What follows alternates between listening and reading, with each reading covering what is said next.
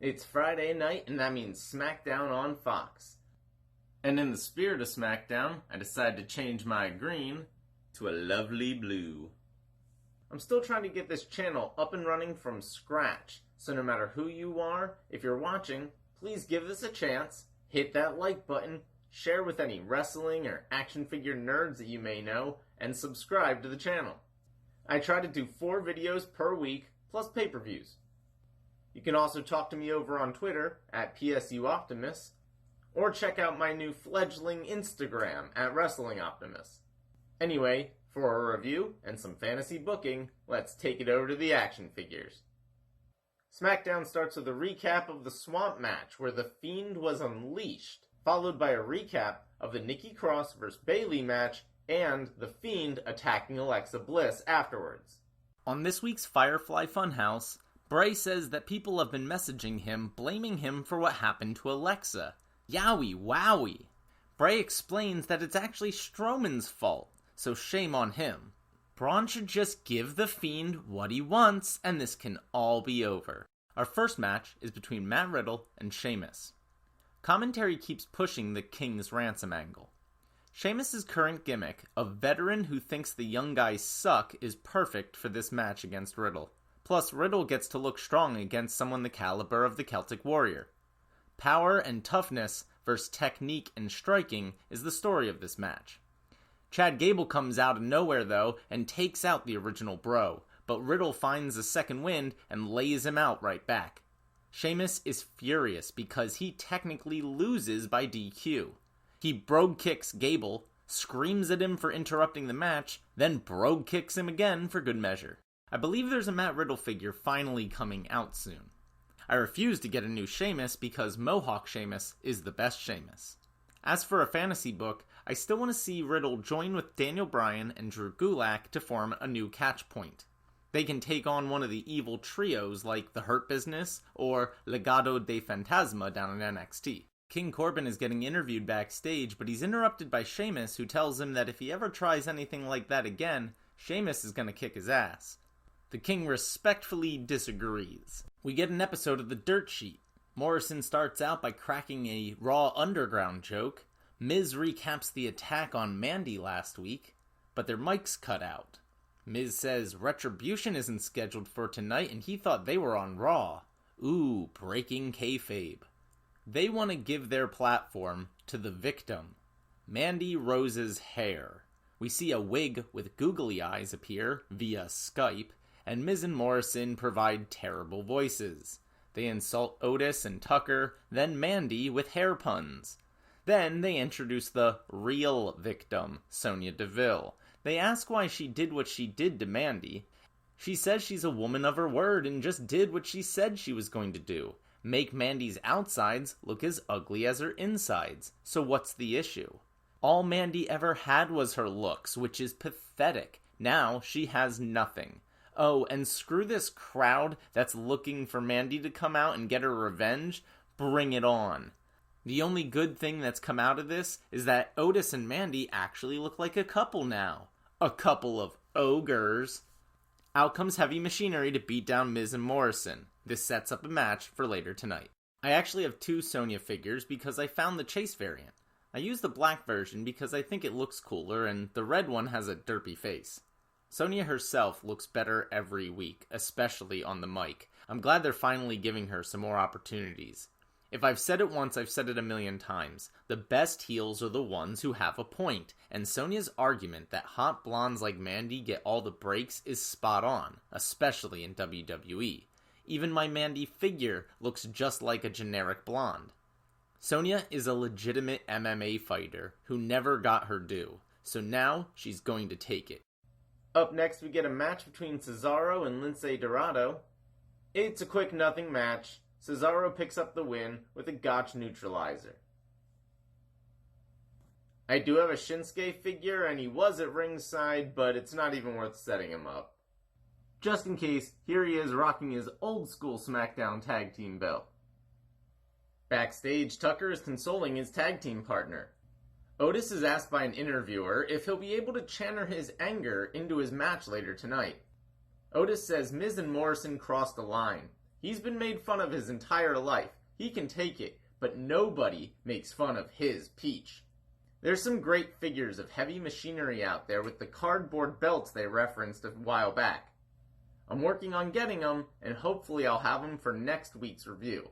We finally get to see the first official entrance of The Fiend at the Performance Center. It definitely doesn't have the same gravitas, and the lantern reflects awkwardly off the plexiglass. After a commercial break, it looks like we're getting another recap of last week. But no, this is live. Alexa is here, and the Fiend is continuing to toy with her head. They're both in the ring with only red lights, as the Fiend crawls over. Alexa seems almost resigned to her fate.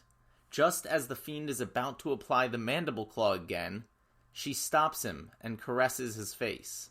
Suddenly we hear Braun's voice as he comes on screen. He claims that he doesn't give a damn about Alexa, only about destroying Bray. The swamp match turned Strowman into the most evil son of a bitch this earth has ever laid eyes on. He was pushed to his breaking point, and now he is a monster. The Fiend can take who he wants, because at SummerSlam, he's going to face that monster. Lots of people keep ragging on Braun, but I love the guy, and I thought this was another great promo by him. His character is an unflappable monster. He's not susceptible to mind games or intimidation. That doesn't mean he can't be beat, just that he's not going to be fazed by Bray's usual games and tricks going into the match. The Fiend won't be able to scare someone like Strowman. He'll actually have to be the stronger fighter. With that said, what was Alexa doing here? Why does Braun not care about her anymore? He cared when they were a tag team. And isn't he supposed to be the babyface? This is a pretty heel move to say he doesn't give a damn about her. By the way, I'm using this older version of Alexa because as you can see, my other one looks a little too sinister and the pigtails are not a good fit for this storyline. Next is the scheduled match between Jeff Hardy and King Corbin.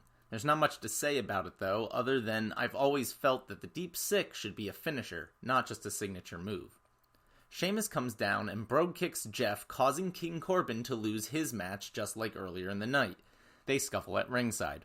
After a commercial, we get the inevitable match between Sheamus and King Corbin. It's a classic big man brawl until Matt Riddle jumps into the ring and distracts Corbin, who takes a brogue kick to the face. Sheamus wins, and he and Riddle get their revenge. Backstage, Bayley tells Sasha that she's a little bothered about getting volunteered for a match against Asuka on Raw. Sasha assures her that it'll be no sweat. They have all the gold, they're role models. In fact, Bayley is Sasha's role model. Nameless Headset Guy tells them that they're needed in the ring for a meeting with Stephanie McMahon. Also backstage, Big E is being interviewed about what it's like going out on his own. He lists off his accomplishments over the last 5 years, including pouring cereal over adults' heads. But now he's going to answer the question of what could have been if they had passed him the proverbial ball and let him run it alone. The support from fans and his teammates could be perceived as pressure holding him down, but in fact, it lifts him up. He's going to give this his all and rise to the occasion. He then imitates Little John? Yeah! The meeting with Stephanie McMahon starts with her congratulating Bayley and Sasha on achieving insurmountable goals. She subtly points out that they don't have the NXT title, though. Bayley says that positivity is appreciated because the locker room is so negative right now. Her and Sasha are glad they can be role models for little girls like Stephanie's and finish the job that she started with the women's evolution. Stephanie sarcastically applauds them for doing whatever it takes to win, including playing guest referee and beating up Kairi to cost Asuka the championship. They've certainly gotten her attention. Sasha and Bayley try to butter up Stephanie by plugging the network. Don't worry, Stephanie is a McMahon. She doesn't hold grudges, but she does want to challenge these ladies. So at SummerSlam, Sasha will be defending her Raw Women's Championship against an undetermined opponent. Meanwhile, next week, all of Bayley's enemies will compete in a triple-brand battle royale to determine her opponent at SummerSlam. That's what's best for business. I like the dig about the NXT Championship and the hint about Asuka. Maybe my fantasy booking about those two overcoming the Boss and Hug connection might come true after all. I'm not so sure about getting Stephanie involved in all of this though, although it's refreshing to see a babyface authority figure for a change.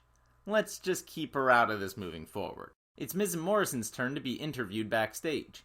Did they regret insulting Heavy Machinery earlier?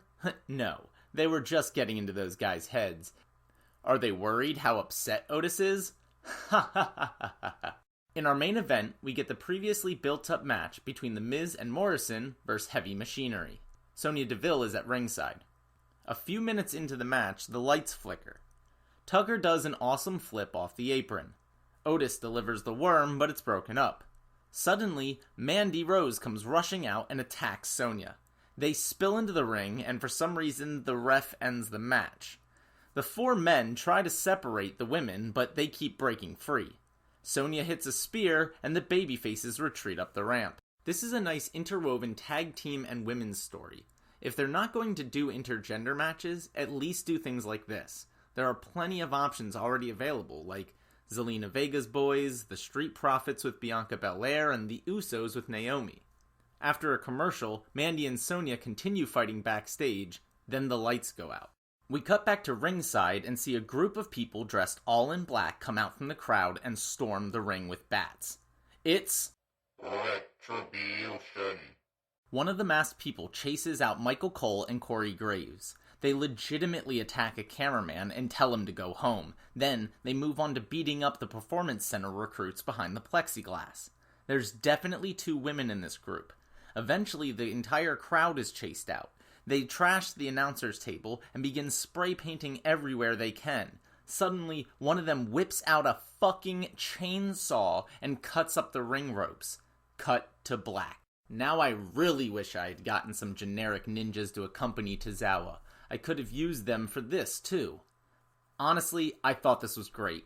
Very reminiscent of the Nexus invasion, as countless people have pointed out on Twitter. I even thought it had some NWO vibes. And the way it was shot was raw, pardon the pun.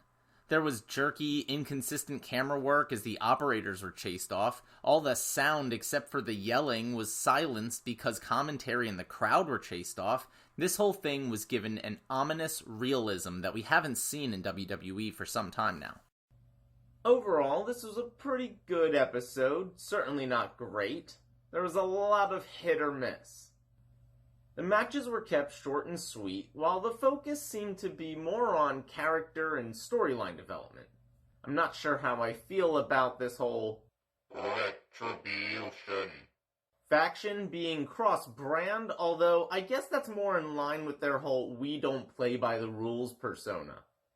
Either way, sometimes it's all about how you end it, and that was at least a very intriguing ending. I definitely want to tune in and find out who's in this group. Then we'll really see just how invested I get. Okay, that'll do it for this week. I know I'm new and my quality isn't great yet, but if you do enjoy my content and want to watch as I get better, please do all the normal YouTube stuff. Like, share, subscribe, spread the word about this channel. Talk to me over on Twitter at PSUOptimus or on Instagram at WrestlingOptimus. And of course, check back here for an action figure review of Raw next week. Until then, I'll catch you later.